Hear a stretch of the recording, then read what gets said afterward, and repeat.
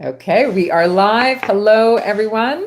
My name is Erin Morgan. I am the editor-in-chief of Eye Care Business Magazine, and I am excited to bring a really cool live stream today to our Facebook page and our YouTube channel. We are here today with Gerard Massey, founder of Lowercase, which is an eyewear maker in Brooklyn, based in Brooklyn. And as you can see, Gerard has some really cool eyewear on there himself. So thank you very much for joining us today, Gerard. We appreciate you being here. Thanks for having me. Yeah, it's great to see you. And Gerard, we're going to, just so you know, folks, we're going to go through a couple of questions and then for Gerard, just kind of for some background on himself and on Lowercase. And then we're going to quickly get into a tour of the facility that he's got there. So really cool opportunity to kind of see the inner workings of a made in America manufacturing facility for eyewear right there in Brooklyn. And so just so you know, folks, if you have any questions for Gerard as we're kind of going through this or going through the tour, feel free to type them into the comment bars on Facebook and on YouTube. And I will be able to see them here and we can address those as we go along through the tour or at the end, wherever it makes sense. And we also would love to know who's watching. I see folks are here watching already. So please feel free to type into the comment bars there. Tell us who you are. Tell us your name, your practice name, your business name, where you're from, all that good stuff. And we'd love to kind of give a shout out to our viewers. So anyway, Gerard, I'd love to just kick off with asking you a little bit about your own background and kind of how you came to get into the eyewear arena. Yeah, well, my background is not in eyewear. Out of school, I actually worked on Wall Street for 10 plus years. Wow. And I hit one of those proverbial forks in the road in life. And, I kind of had to decide, am I going to continue down the path of finance or am I going to kind of explore something new? And since I was a kid, I always loved eyewear. I specifically acetate eyewear. I never had metal frames. I always loved the material. I think it's really beautiful and really unique. And so I kind of had this, mini collection closet full of frames that I would swap in and out. And so I just, I thought to myself, like, if I'm going to make a change, this is the time. And I wanted to explore if there was something in the eyewear world that fit for me, not even thinking starting a company. Just thinking, being involved in the business. I soon realized that there were barely any American manufacturers at the time. There was Kala Eyewear in San Francisco, was the one that I most prominently found. And so I kind of, started down this path of like, what would it take to start an eyewear manufacturing business? And, what does that look like? And what kind of investment does it take? And I probably spent the next year and a half trying to understand the process of making frames, all the different steps required, traveling to Italy, trying to find equipment that I could purchase that would, help me along the way. And then about a year and a half in, I met my partner, Brian, who is an architect by training. And he has a lot of experience in fabrication, not eyewear fabrication, but just kind of fabrication in general with wood and plastics and different materials. And so I was like, I have this idea. I know how to do it, but I know I can't physically do it. Like, I don't have that skill set to actually physically make it happen. And Brian, had that skill set, and he was really passionate about small batch American manufacturing, kind of broadly, not specific to eyewear. And we got introduced by a mutual friend. And so we kind of put our heads together and started working out of my apartment. And we set up the factory that we're in right now, which is about 2,000 square feet. And we prototyped for a year. And in January 2017, we launched the first collection, which was only, I believe it was only 6 styles at that time. Wow, that's amazing. So how long did it take kind of from when did you start kind of doing your research and digging in and then till that 2017 launch? Yeah, so I probably started in late 2013, early 2014. Okay. So about 3 years all in between. Takes a Yeah, while. yeah. I mean, even Figure things out. just getting the equipment, like you order the equipment, it takes months for them to make. There's not many manufacturers No in the world, doubt. so it's not like For they sure. have inventory of equipment ready for you to buy from them. Like they're going to make it as you place the order. And finding production space in New York City is really, really difficult because it's obviously really expensive. And so that took a year onto itself. We were obviously doing other things during that year that we were looking for the space, but everything seemed to take about a year. Yeah. So it was about a year of research, a year of prototyping, and so that's, Very, very cool. So 2017, you launched your first collection. Now you're yeah. kind of like 3+ years in Yeah, we here. just completed our 4th year. Yeah. Oh, nice. Yeah. That's awesome. So, and I'll type this into the comment bar, folks, for everybody to have, but your URL, in case people want to go and see more of Yep. the eyewear in the collection, is lowercasenyc.com. Is that correct? Yep. Okay, Absolutely. great. I'll pop that into the comment bar for our viewers here. So, just to give us a little bit of, can you tell us a little bit about the eyewear, kind of the DNA of your eyewear, acetate, obviously. Yep. Do you kind of focus on color, shape, silhouette, kind of men and women? Is it Yep. unisex? Yeah, so it's definitely unisex. That was a very important part for us when we launched the brand, and actually played into our decision to choose Lowercase as a name, to make sure that we want to make sure that the name was unisex in itself. And yeah, Brian and I, our aesthetic is pretty simple. It's more on the understated side of things. But we play with color is probably the arena that we most frequently play with. So you'll see some kind of more wild, outlandish colors in our collection. And there's a silhouette or two that are, a little bit out there. But the color is where we do most of our exploration, I would say. That's awesome. And that's so fun with acetate. Yeah. You can really, have a good time. It's literally there. Endless. Yeah, it's an endless. It really is. Yeah. Yes. So that's great to know. So you're there in your offices and your, manufacturing center, kind of, how big is how many folks are working there now? And you kind of have, what is their background? You kind of have folks I read that are more artisans, with fabrication backgrounds. Yeah. So there's 5 of us that work in the shop. So we do everything ourselves from beginning to end.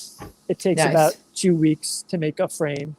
Wow. Yeah. And, we do packing, shipping, our website, our Instagram, photography, like even the things that are not eyewear making related. And so, yeah, like I said, my partner has a fabrication and architecture background. One of our other employees used to work with him at a fabrication shop. It's called like an architectural fabrication shop. So they would make big pieces for buildings or for like installation artists. So they both had a lot of experience working with wood and plastics and resins, although not acetate specifically. Then another member of our team, he's a sculptor. He still sculpts. It's kind of like his main passion, but he has like his knowledge base on finishing materials and polishing is pretty, I don't know, second to none. Again, when we started working together, obviously I'd never worked on eyewear before, but he had worked with a million different materials and a million different ways to finish materials.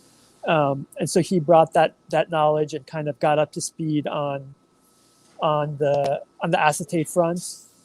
And then lastly, the most recent member of our team, Isa, she's more of a visual artist. So she's a background in like film major, film editing and stuff like that. So she's the one that does a lot of the visual capture, whether it be like photos for the website or videos for the website. And she's also obviously very integral in the color choices and no doubt helping guide us on what we think is good and what's actually good. That's great. Well, I love the color of what you have on right now. It's Oh, super thanks. cool that it's Thank just you. such an awesome color combo on there.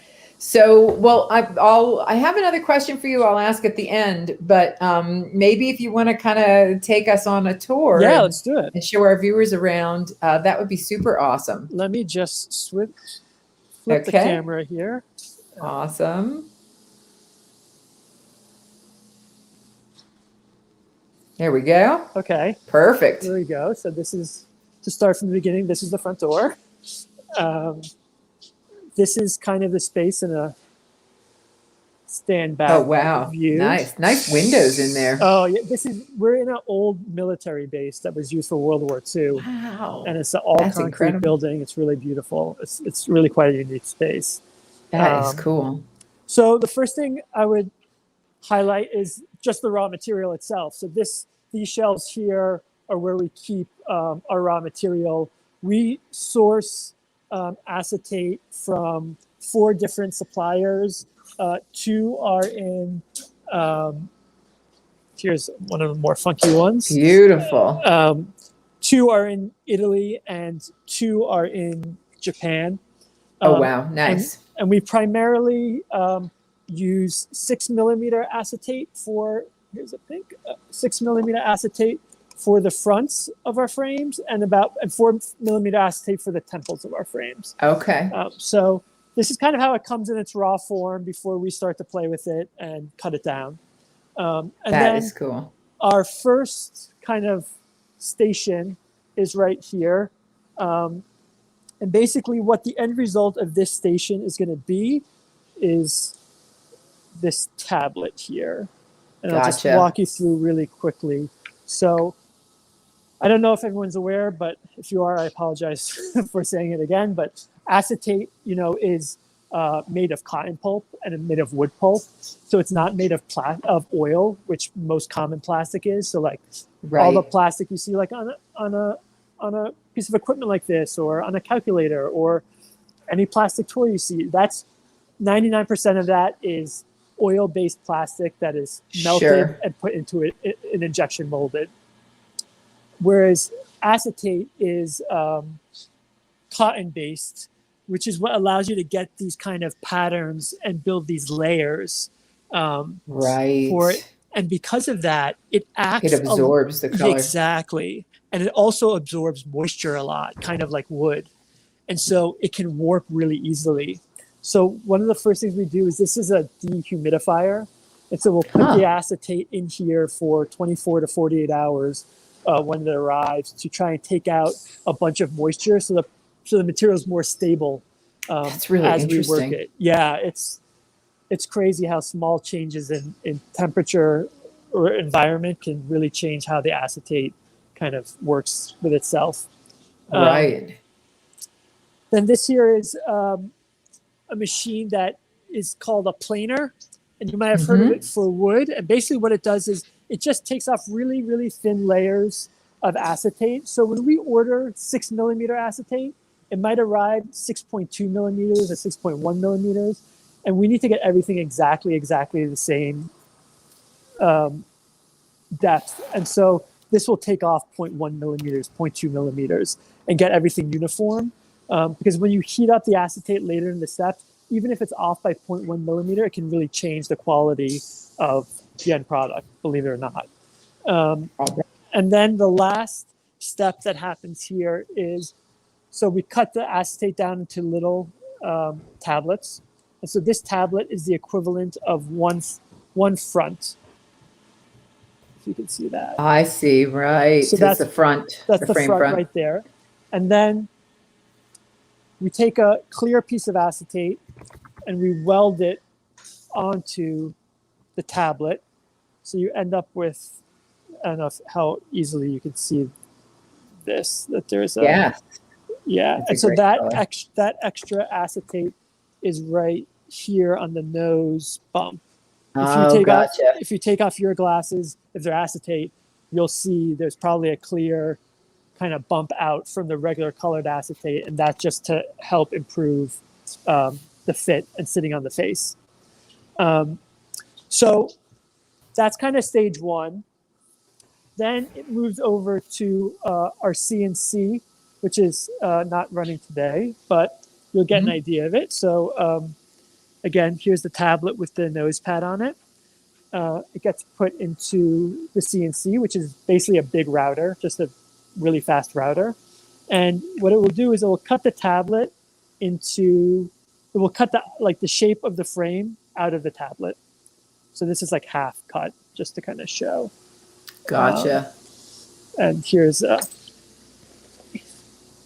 something that's just cut from the mill, and it's obviously you can't appreciate this just through video, but if you were to feel this this cutout, it's kind of really sharp edged, it's really rough to the touch, and it has tool marks from the CNC, and so it's visually the correct shape, but it's really not anywhere near what the end product is going to be. No doubt. Yeah. But so, that's a great shape. Yeah. Oh, thanks. Yeah. So once the CNC is done, we take it to its first polishing step, which is barrel tumbling, which they also use for jewelry. You might have heard of it. And so these are 4 separate barrels here. 1, 2, 3, 4. And what's inside of each barrel is a bunch of wood chips, like you see here.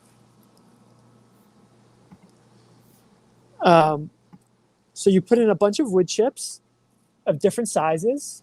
You put in the acetate, of course. So these are the fronts that are in there. And then you put in some paste, which varies in abrasiveness. So basically, using different sized wood chips and different paste, you get different results for the finish of the acetate. Gotcha. But basically, it takes 4 days to go through this process, which is one of the reasons why it takes about 10 days to make a pair of glasses, because 4 of them are just stuck in the tumbler. Exactly. There's nothing you can't speed that up no matter how many people you bring in. Right. So it's about 22 hours in each barrel.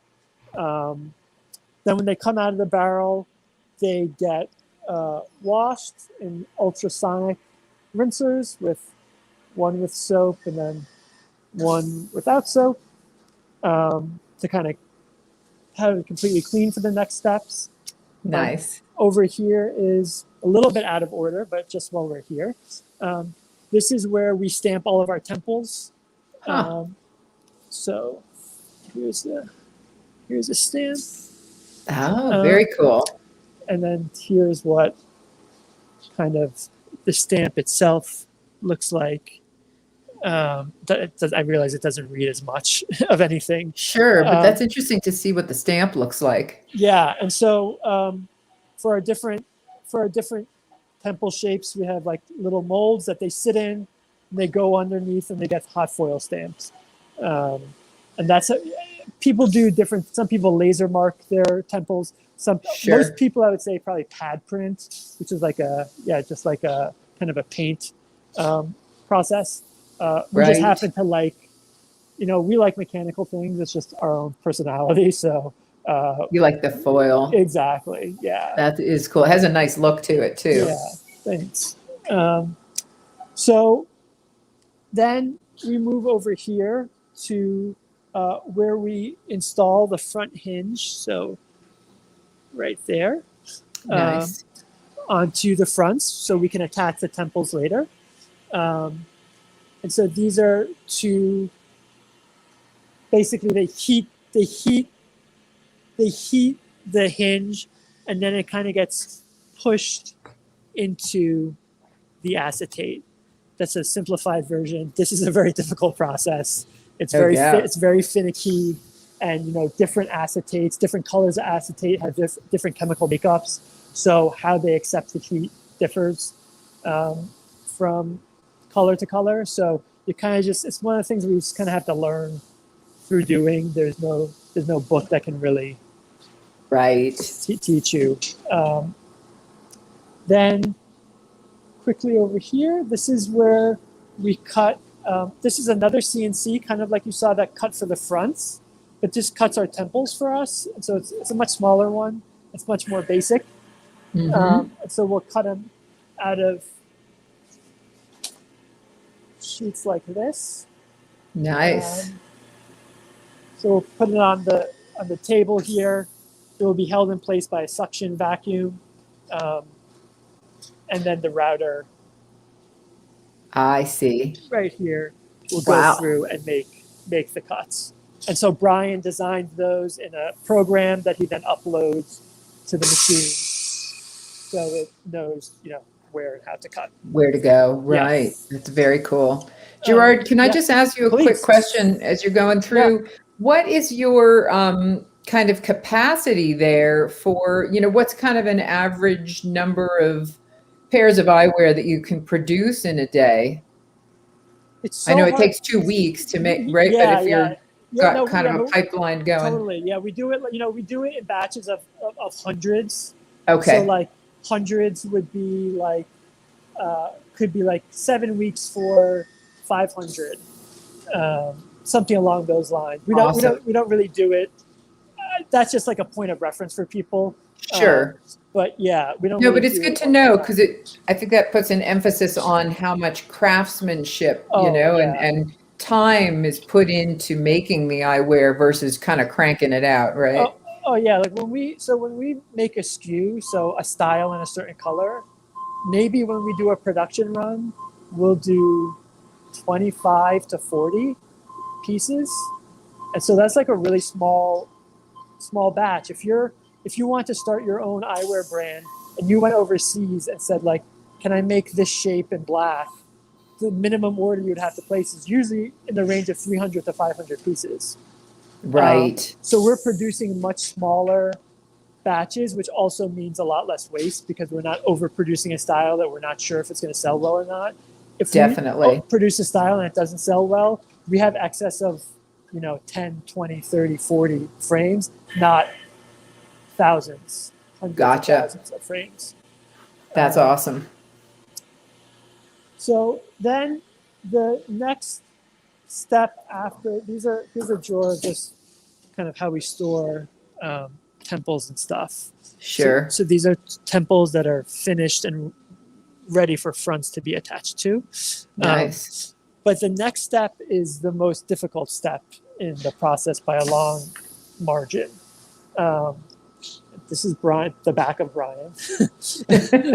Hi, Brian. And I'm going to explain it to you first before I try and show it to you. It's hard to show because it's all very cramped. But maybe I'll show it on my glasses. So the process that this is doing is putting the core wire, or that metal wire you see, into the temple. And so that process is really difficult because basically what you're doing is you're heating up the wire and you're also heating up the temple at the same time. And you need to get that temperature match perfect for the wire to go in. So basically, if you don't heat it enough, the wire will crumple upon itself and not enter into the acetate. If you heat it too much, then when the wire's inside the acetate, after it's completely inserted, it will start to cause bubbles. Really critical phase. Right. And so, like we were talking about earlier with the wood pulp and the cotton and the moisture impact, different acetate within the same day might need different amounts of heat. So when you come in the morning, you might need to heat the black temple 5 seconds. But as the machine heats up during the day, you might have to only heat it 3 seconds. And if you keep heating it at 5 seconds, it's going to cause bubbles. And so you have to have this like feel for the process that you can't capture. And even when we shoot temples in the summer versus in the winter, is different amount of heat that needs to be applied because there's different moisture in the air. And so I don't know if you guys can see. I appreciate it. Yes. But there's a temple in the back right over here. And there's a core wire sitting right in here. And then when he sets it off, you'll see the temple's being heated up in the back there under that white press. Then it's going to move into position to receive the wire. So here it goes. It's getting dropped into a mold. And then that was, again, I can't appreciate how, if that made sense or not, but It did. It absolutely did. Okay. And it appears that Brian is a maestro with He the is. temperature. He is. He is. It took, if you ask him, he would say it took him about 3 years to figure it out. To figure that out. Yeah. I'm sure. So then we have some kind of smaller steps over here, which is these are fronts that are being assembled. The temples being put on the fronts and making sure that the angle of the connection Nice. is correct. And then we cut our own lenses here. You know, we don't do prescription lenses, but we cut our own demo Right. lenses, and we cut our own Sure. sunglass lenses. We use Zeiss for all of our sun lenses. Nice. And the last kind of major step is also the longest and thus the most expensive step, and is the major bottleneck in production, which is final polishing the frame. So even though they went through the tumbler, Right. they don't really have the polish, the finish that you're going for. And No also, doubt. as it moves throughout the process, it's getting scratched along the way. Right. So Chris, who's like king of polishing, Hey, Chris. you know, basically his sole responsibility is to polish because it takes so long that we couldn't So get the product how out. long would it take to do one frame? He could do 15 in a day. Oh my gosh. Wow. So it takes a long time. Yeah, it takes a long time. There's 7 or 8 wheels that it has to go through.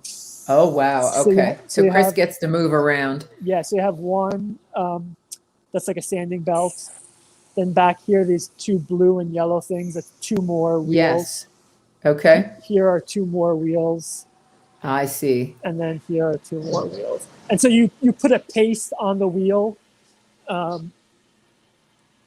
Again, has different levels of abrasiveness or polish to it, and then again, one of those things where it's like you can't just push the button. You have to have experience doing it to get the right finish and to have it come out right. Because you can also over polish it where you're removing too much material, and now the frame is uneven because you over polished one side and left one side kind of as is.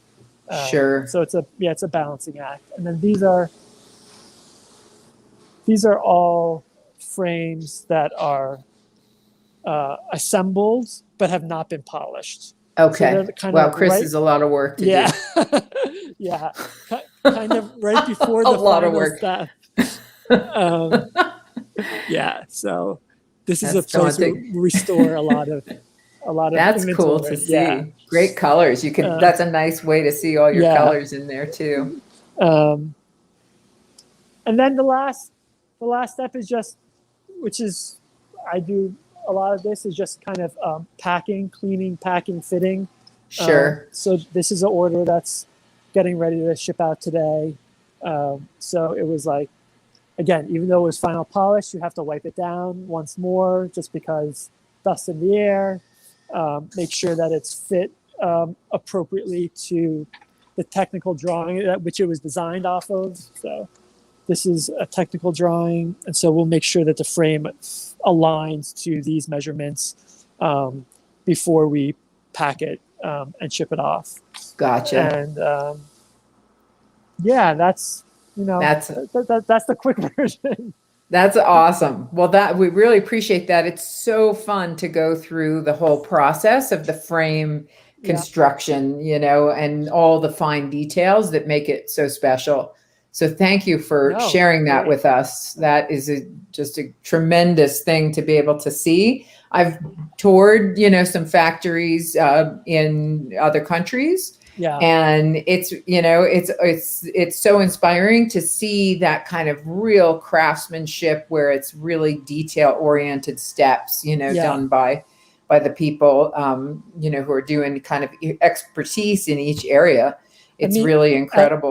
Basically, and I'm sure this is not 100% true, but I think it's 90% true that every frame is touched by all 5 people that work in the shop.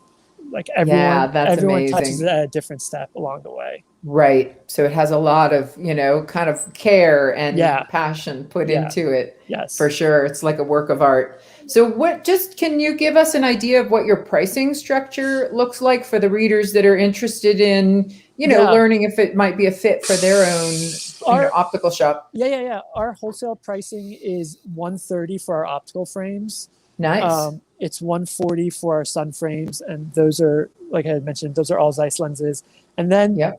we'll produce some limited edition frames that are maybe, like, we have editions of 25 or editions of 50, and those will be 150. But Okay. those are not. We don't have any in the collection right now. They tend Right. to sell out That's right away. rare. And we don't make them that often, but just Sure. worth mentioning. Definitely. And that's really great pricing, for kind of a lot of different folks that want like that kind of super awesome handcrafted, experience Yeah, for their customers. And I think that's a great story to be able to use as a selling tool too, for for for sure. our readers for sure. So, well, then just kind of last question for you. Yep.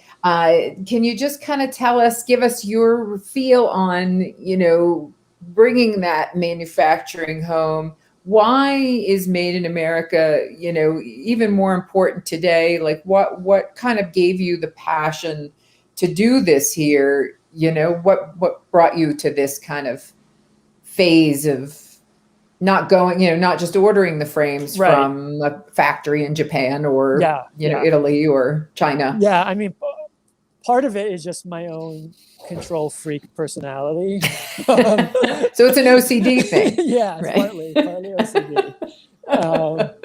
And then partly, I think that, I would say that Brian is the big driver of this approach, but the environmental aspects of doing it locally Definitely. and the reduction in waste Absolutely. is really quite significant. And if you look at most eyewear that's made overseas, they're not made under one roof. So one company might cut the front, then it gets shipped to another company who might put in the front hinge. Then another company Sure. cuts the temple, and another company does the polish, and another company does the barrel tumbling. And so the carbon footprint of one frame that's moving from all these different factories is, quite large. Sure. Relative to keeping it all under one roof. But I also, at the time when I was evaluating it, it just really felt to me, and I still believe this, and I think the trend is continuing, is that, consumers care more and more about where their product's made and how it's made and the story behind it. And, I look at products like Shinola watches, which have, become really successful.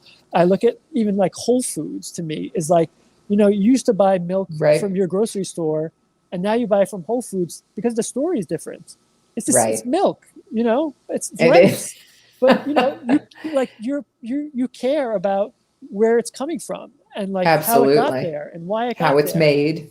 Microbreweries have exploded across the United States, and so I just think that there's this appetite for where things are made and how they're made, and